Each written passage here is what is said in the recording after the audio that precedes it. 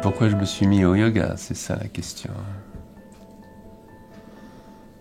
Clairement, à cause des souffrances que je portais dans mes 30 premières années de vie.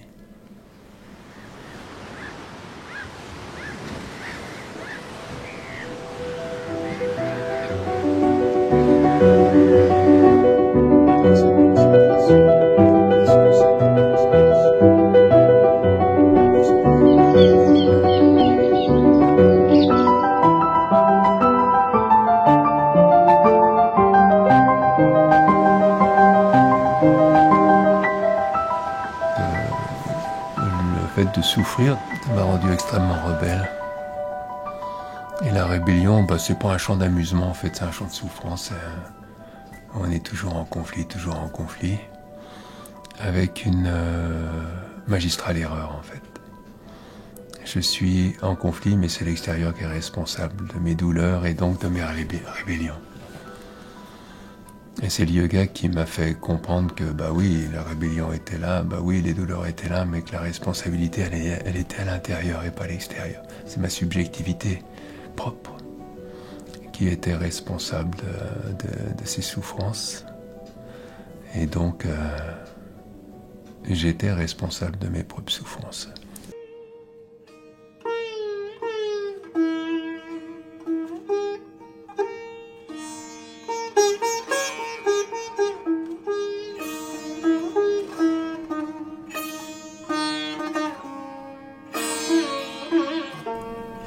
En fait, il faut admettre que ces souffrances sont des carburants pour un changement individuel et collectif.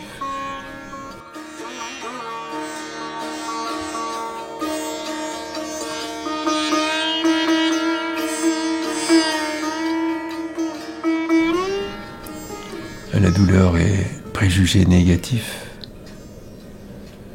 Il y a peut-être 99% de négatif dans une douleur. Mais il y a assurément 1% de positif. Et toute l'intelligence du yogi, c'est de se laisser attirer par leur 1% de positif et de faire grandir le positif de chaque situation douloureuse.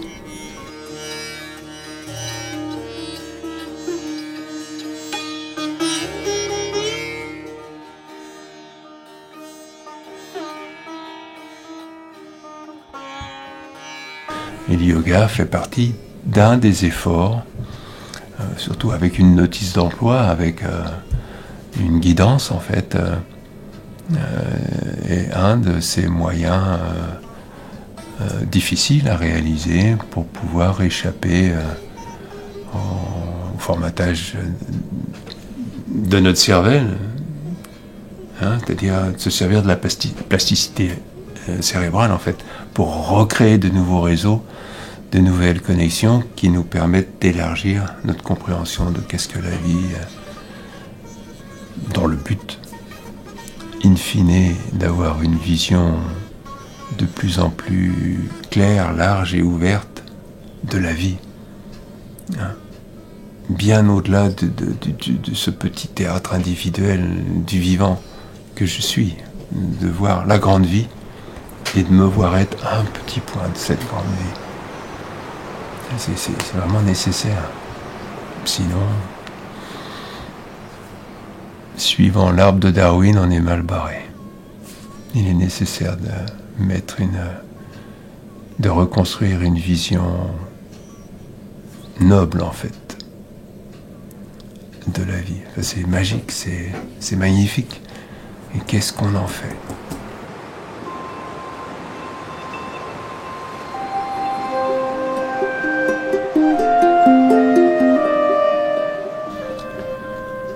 Mais si on s'en réfère à des textes anciens, yogiques, la connaissance est captable et capturable par la méditation. En gros, c'est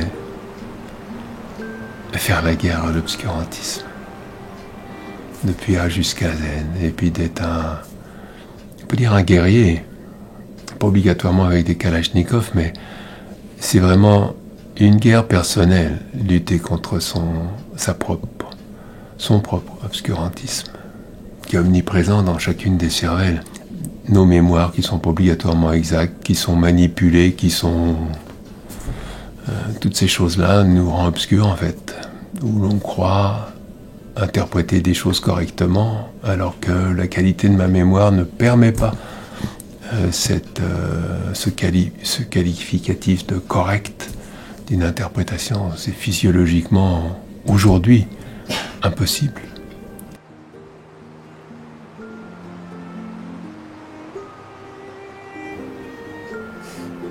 Donc oui, j'ai une part de négatif, oui, j'ai une part d'erreur, j'ai une part de tout ce qu'on veut. Hein, et oui, je prends part à ce mental qui construit le monde de demain. Mais si je veux mettre ma pierre à l'édifice, il faut que je trouve le positif en moi. Et puis que je transpire pendant probablement quelques décennies pour nourrir ce positif, le faire grandir et l'offrir à l'existence. La vie m'a donné cette chance de vivre, je rends à la vie le potentiel construit qu'elle m'a offert, au lieu de le gâcher et de le rendre intact le jour de ma mort.